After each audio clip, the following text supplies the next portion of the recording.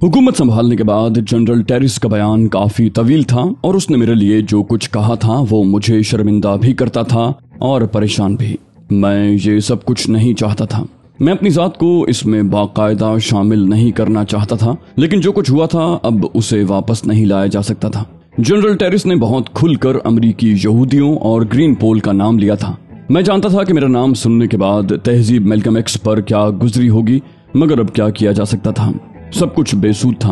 मैं अपने आप को किसी कीमत पर मंजर-ए-आम पर लाना नहीं चाहता था। अलबत्ता अब ये सोच रहा था कि जनरल टेरिस से एक मुलाकात जरूर कर ली जाए ताकि फाखरा याकूबी को यहाँ से निकालने का बंदोबस्त किया जा सके।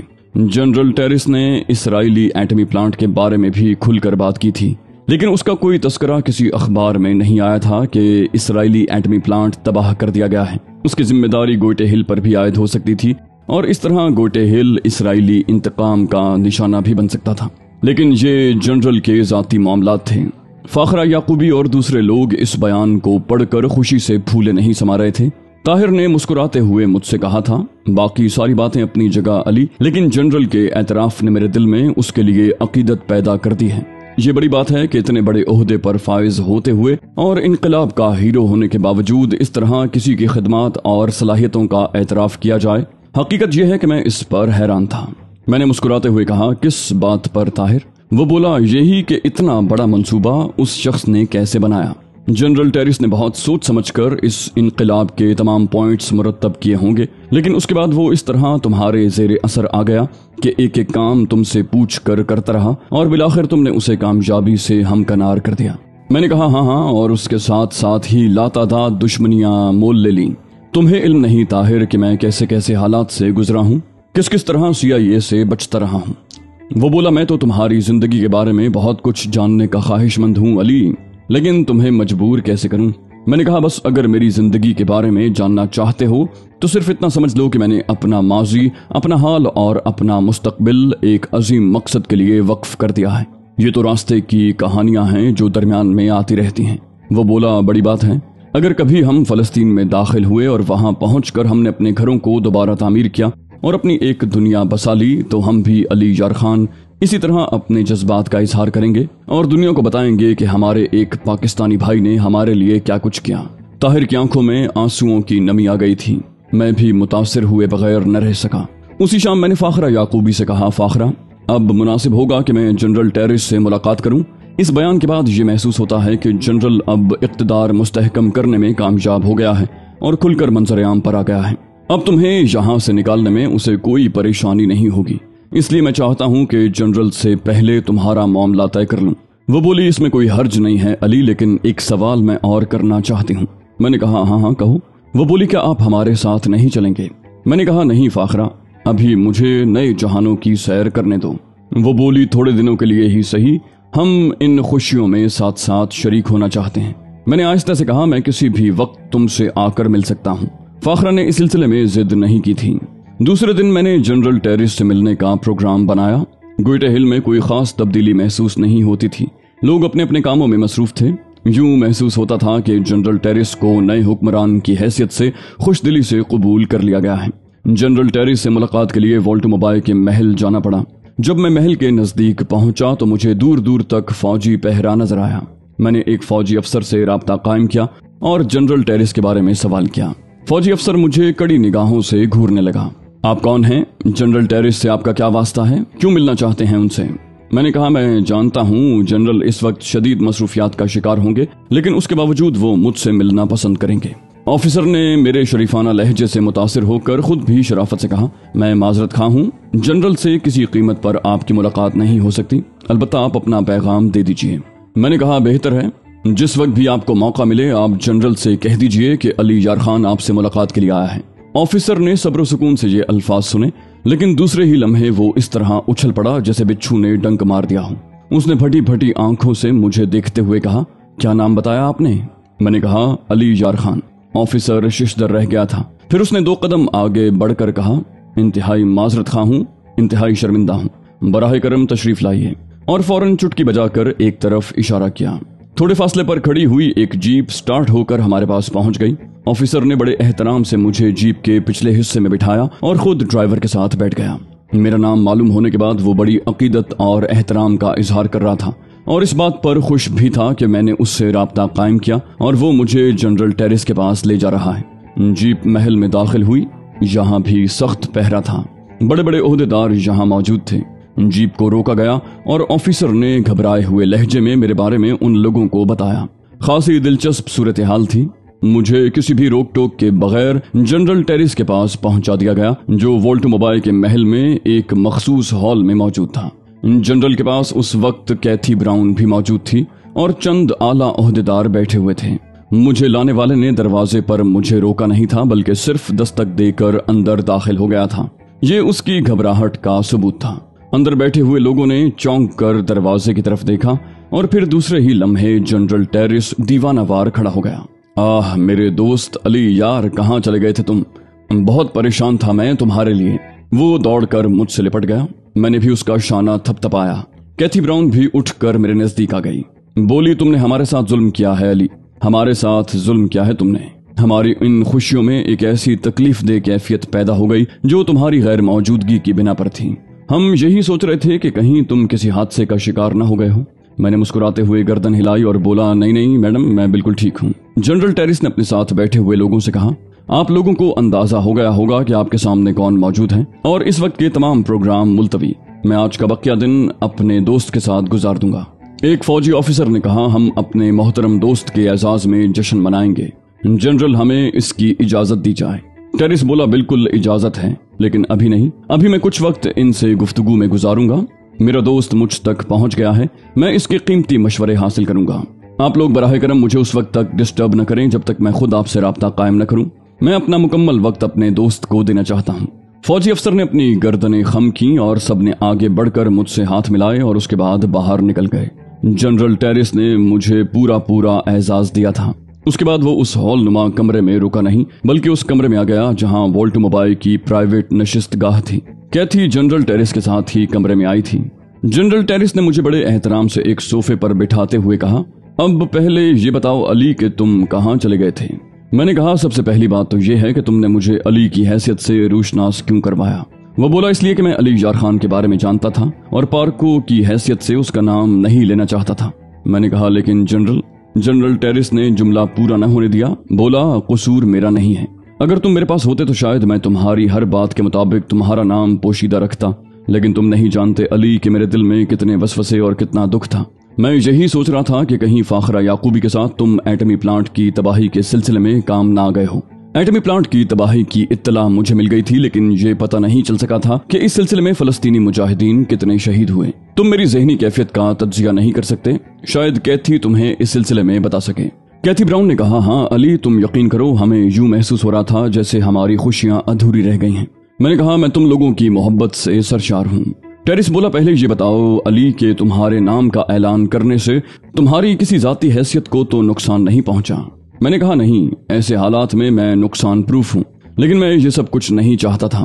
خیر، اس کے لیے اب تمہیں کوئی سرزنش بھی نہیں کروں گا۔ وہ بولا، بہت شکریہ، اب دوسری بات بتاؤ، جو کچھ ہوا اس میں کہیں کمی تو نہیں رہی؟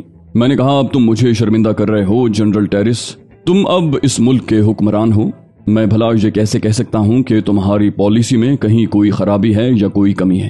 ٹیرس بولا، اس بات کو بھول جاؤ کہ میں کسی ملک کا حکمران ہوں، بلکہ صرف یہ یاد رکھو کہ اس وقت تمہاری حیثیت میری نگاہوں میں سب سے برتر ہے۔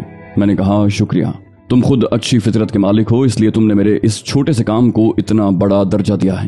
ٹیرس بولا، انکساری نہیں چلے گی، میری تو سمجھ میں نہیں آتا کہ میں تمہارے لیے کیا کروں، لیکن علی اتنا سمجھ لو اور ذہن نشین کر لو کہ تمہارا پاؤں ہمیشہ میری گردن پر رہے گا، میں کبھی تمہارے سامنے گردن نہیں اٹھاؤں گا اور جو کچھ تم کہو گے اسے اپنا نصب العین سمجھوں گا۔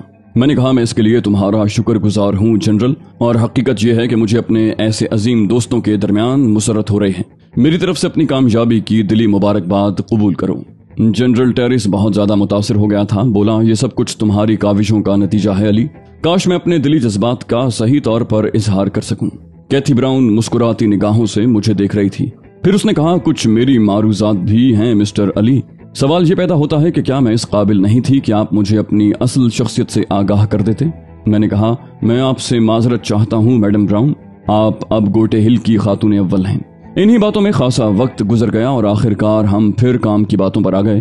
جنرل ٹیرس نے مجھے انقلاب کے سلسلے میں تمام تفصیلات بتائیں، والٹر موبائے کی موت کے بارے میں بھی بتایا اور اس کے بعد کچھ ایسے لوگوں کا ذکر کیا جو بعد میں منظر عام پر آئے تھے۔ پھر جنرل نے مجھ سے پوچھا کہ اس دوران میں کہاں رو پوش رہا ہوں، تو میں نے اسے فاخرہ یعقوبی کے بارے میں بتایا اور یہ جان کر جنرل ٹیرس بہت خوش ہوا کہ مجاہدین کو بہت زیادہ نقصان نہیں پہنچا۔ اس نے یہ بھی کہا کہ فاخرہ یعقوبی سے اس کی ملاقات ضرور کروائی جائے تاکہ وہ اسے خراج تحسین پیش کر سکے۔ اس نے مجھے بتایا کہ وہ اپنی پالیسی میں ایک نمایاں فرق رکھے گا۔ اسرائیل سے اگر اس کے سفارتی تعلقات قائم رہے تو ٹھیک ہے، اور اگر اس کی جانب سے کوئی احتجاج کیا گیا تو وہ اسے مسترد کر دے گا۔ وہ نہیں چاہتا کہ اسرائیلی اس سے کسی قسم کا گٹھ جوڑ رکھیں۔ میں نے اس کے جواب میں کہا، لیکن جنرل ٹیرس، تمہیں اس کے جواب میں بھی ہوشیار رہنا پڑے گا کہ اس کے نتیجے میں اسرائیل کوئی خطرناک قدم اٹھا سکتا ہے۔ وہ انتقام پسند لوگ ہیں اور اس سلسلے میں ان کے بہت سے کارنامے منظر عام پر آ چکے ہیں۔ جنرل ٹیرس بولا، اس کا بندوبست میں نے پہلے ہی کر لیا ہے مسٹر علی، ممکن ہے اس میں کچھ خامیاں رہ گئی ہوں، پھر بھی آپ اطمینان رکھیں۔ کوشش تو میں یہی کروں گا کہ اسرائیلیوں کو اپنے ملک میں کسی قسم کی سازش کا موقع نہ دوں، لیکن اگر کچھ ہوا بھی تو میں اسے نہایت خندہ پیشانی سے قبول کروں گا، کیونکہ یہ میرے دوست کا معاملہ ہے۔ کافی دیر تک ہم ان معاملات پر گفتگو کرتے رہے۔ پھر میں نے فاخرہ یعقوبی کے بارے میں بات کی۔ میں نے کہا، میں چاہتا ہوں جنرل کہ اسے اعزاز و احترام کے ساتھ بیروت بھجوا دیا جائے۔ ٹیرس بولا، میں ایک خصوصی طیارہ ان لوگوں کی روانگی کے لیے تیار کرواؤں گا۔ وہ طیارہ ان تمام لوگوں کو لے کر بیروت چلا جائے گا۔ میں نے کہا، یہ مناسب نہیں ہوگا، اس طرح یہ طیارہ دوسروں کی نگاہوں میں بھی آ سکتا ہے اور اس کو کوئی نقصان بھی پہنچ سکتا ہے۔ ہم اسرائیلیوں کی طرف سے کسی بھی سازش کے ہر وقت متوقع رہتے ہیں۔ ٹیرس بولا، تو پھر جیسے آپ پسند کریں۔ میں نے کہا، بس عام لوگوں کی مانند انہیں یہاں سے نکال دینا چاہتا ہوں۔ جنرل ٹیرس نے کہا، اس سلسلے میں حکومت گوٹے ہل کی مکمل خدمات حاضر ہیں اور ہم اس موضوع پر دیر تک گفتگو کر کے بالآخر ایک حل دریافت کرنے میں کامیاب ہو گئے۔ اس طرح فاخرہ یعقوبی اپنے تمام ساتھیوں سمیت بآسانی بیروت پہنچ سکتی تھی۔ جنرل ٹیرس نے والٹر موبائے کے محل ہی کے ایک حصے میں میرے لیے رہائش کا بندوبست کیا اور اس کے بعد دوسرے دن ایک خصوصی پروگرام ترتیب دیا گیا جس میں فوج کے اعلیٰ عہدیداروں کو مدعو کیا گیا تھا، اور یہ تقریب میرے اعزاز میں تھی۔ یہاں مجھے خصوصی طور پر خراج تحسین پیش کیا گیا اور بے شمار قیمتی تحائف پیش کیے گئے، جنہیں میں نے بعد میں جنرل ٹیرس کے حوالے کرتے ہوئے کہا، مجھ غریب الوطن کے لیے یہ تمام چیزیں بے معنی ہیں جنرل، میرے لیے یہ سب ایک بوجھ کی حیثیت رکھتی ہیں، اس لیے مجھے یقین ہے کہ میرے دوست مجھے زیر بار نہیں کریں گے۔ ٹیرس بولا، تو پھر میں تمہیں کیا دوں علی یار خان؟ بہت کچھ دل چاہتا ہے، بہت سے ارمان ہیں۔ میں نے کہا، بس جو کچھ مجھے مل گیا وہ کافی ہے۔ ہاں، ایک بات بتاؤ، گرین پول کے سلسلے میں تم نے کیا کیا ہے؟ وہ بولا، گرین پول کے نمائندوں کو تلاش کر لیا گیا ہے، اس میں وہ لڑکی بھی موجود ہے جس کا نام تہذیب میلکم ایکس ہے، وہ سب ہماری قید میں ہیں۔ ظاہر ہے ہم انہیں نہیں چھوڑ سکتے، ان سے پورا حساب لیا جائے گا۔ وہ میرے دشمن تھے اور میں نے ان پر مقدمہ چلانے کی پوری تیاریاں کر لی ہیں۔ انہیں انتہائی احتیاط سے ایک جگہ قید کر دیا گیا ہے۔ میں نے بے اختیار سوال کیا، کوئی زیادتی تو نہیں کی گئی؟ جنرل ٹیرس چونک کر مجھے دیکھنے لگا، پھر آہستہ سے بولا، صرف چند لوگوں پر تشدد کیا گیا تھا تاکہ وہ اپنا ٹھکانہ بتا دیں۔ میں نے کہا، تہذیب تو ان میں نہیں تھی۔ جنرل ٹیرس عجیب سی نگاہوں سے مجھے دیکھتا ہوا بولا، نہیں۔ اس دوران کیتھی براؤن اٹھ کر میرے پاس آ گئی اور اس نے میری آنکھوں میں جھانکتے ہوئے کہا، کیا کوئی ایسی صورتحال ہے علی یار خان جو؟ میں نے کہا، نہیں میڈم براؤن، جس انداز میں آپ سوچ رہی ہیں وہ بات نہیں ہے، لیکن وہ لڑکی میری محسن ہے، بڑے احسانات ہیں اس کے مجھ پر۔ کہانی طویل ہے ورنہ میں آپ کو ضرور سناتا۔ جنرل ٹیرس نے کہا، نہیں مسٹر علی، اس لڑکی پر کوئی تشدد نہیں کیا گیا، وہ ہماری قید میں ضرور ہے، لیکن اس کے ساتھ کوئی ایسی بدسلوکی نہیں کی جا رہی جو خلاف انسانیت ہو۔ میں نے کہا، ان لوگوں تک تم پہنچے کس طرح جنرل؟ ٹیرس بولا، میرے آدمی ہر جگہ چوکس تھے، کیریمائن اسپتال پر بھی نگاہ رکھی گئی تھی۔ جس وقت میں نے والٹر موبائے کے خلاف عمل کیا اور یہ اطلاع کسی طرح باہر پہنچی تو فوراً ہی ان لوگوں نے نقلی والٹر موبائے کو کیریمائن اسپتال سے لے جانے کی کوشش کی اور اسی وقت وہ ہمارے شکنجے میں آ گئے۔ انہیں گرفتار کر کے ہم نے اپنی تحویل میں لے لیا اور پھر انہی کے ذریعے ہم نے گرین پول کے دوسرے نمائندوں کا سراغ لگایا اور چھاپا مار کر انہیں بھی گرفتار کر لیا۔ وہ لڑکی تہذیب میلکم ایکس بھی انہی میں شامل تھی۔ میں خاموش نگاہوں سے جنرل کو دیکھتا رہا۔ پھر جنرل نے پوچھا، ان لوگوں کے بارے میں کیا ہدایت ہے علی؟ میں نے کہا، میں تم سے ان کے لیے کچھ رعایت طلب کرنا چاہتا ہوں۔ وہ بذات خود تمہارے مفادات کے خلاف نہیں تھے، بلکہ ایک معقول رقم دے کر انہیں والٹر موبائے نے حاصل کیا تھا۔ جنرل ٹیرس نے کہا، مجھے علم ہے اس بات کا، میں نے کہا تو جنرل ایسے لوگوں کے خلاف کوئی سخت کارروائی بہت زیادہ ضروری نہیں ہے. اگر ایسی کوئی بات ہوتی تو میں کبھی بھی تم سے رعایت حاصل کرنے کی کوشش نہ کرتا. ٹیرس بولا علی تمہارے اور میرے درمیان یہ معاہدہ ہو گیا ہے کہ جو کچھ تم چاہو گے اس کے لیے مجھ سے کوئی تکلف نہیں برتو گے. میں مسکرانے لگا. کہا ہاں جنرل اس سلسلے میں کوئی تکلف نہیں برتنا چاہتا.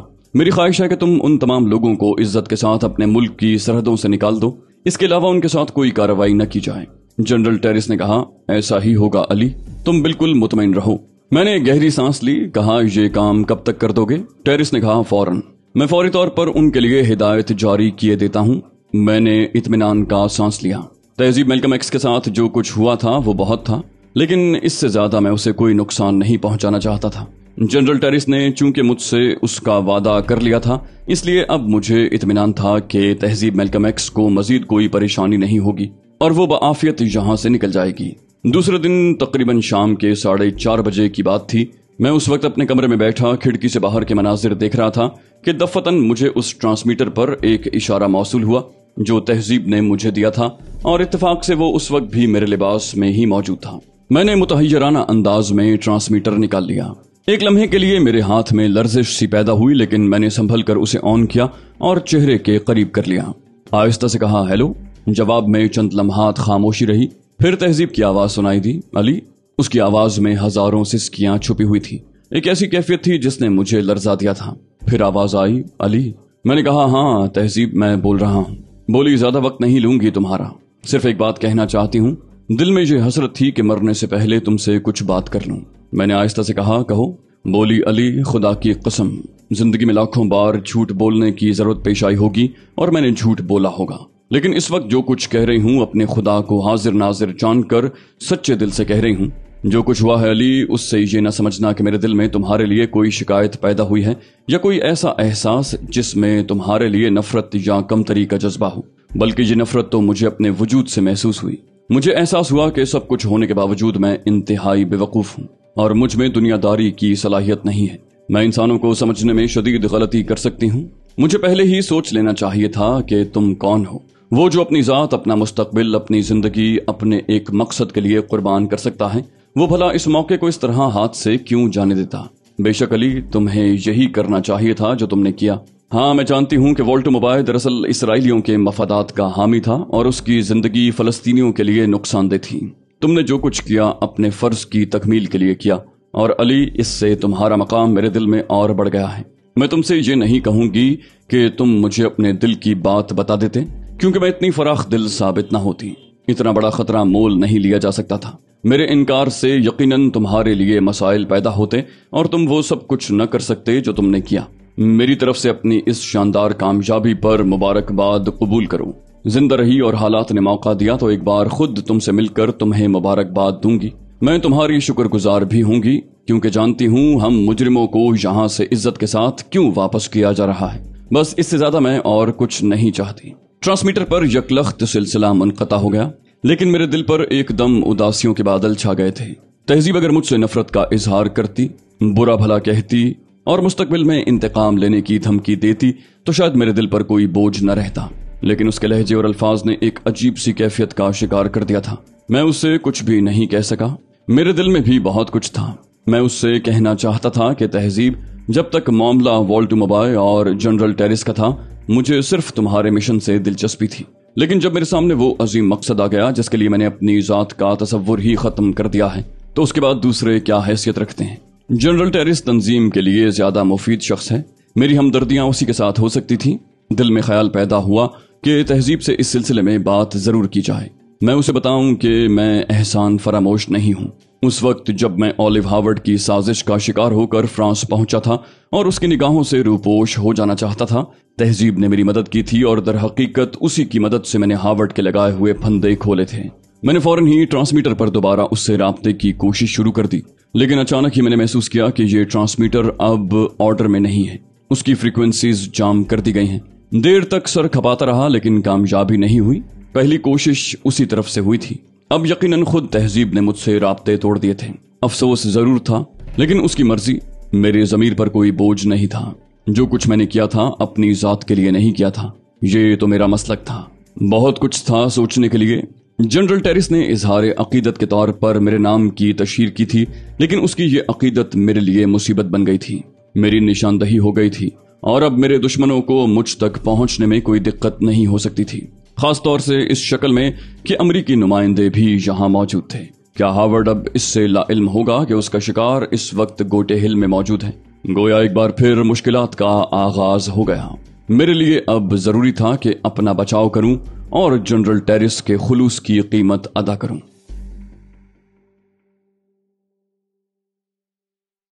तो दोस्तों, ये थी हमारी आज की एपिसोड। उम्मीद करते हैं आपको हमारी कहानी पसंद आई होगी। जाने से पहले इस वीडियो को लाइक कीजिए और शेयर करना मत भूलिए।